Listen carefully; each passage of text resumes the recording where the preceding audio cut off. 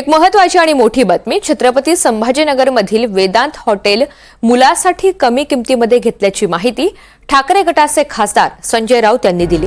शिरसाट यांनी त्यांच्या मुलाच्या नावावर हे हॉटेल खरेदी केलंय असंही राऊतांनी म्हटलंय। संजय शिरसाट आणि त्यांचे एक चिरंजीव आहे,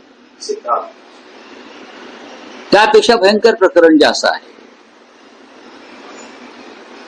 या महाशयांनी संभाजीनगर मधलं एक वेदांत नावाचं हॉटेल आणि त्याची प्रॉपर्टी, बरं का, वेदांत म्हणून जे हॉटेल आहे कॉर्पोरेशन लिमिटेड हॉटेल,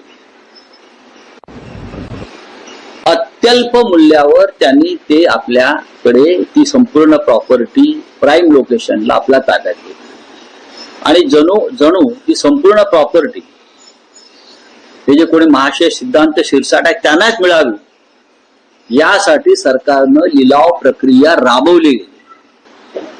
67 कोटी रुपयाला वेदांत हॉटेलची प्रॉपर्टी या महाशयांनी विकत घेतली।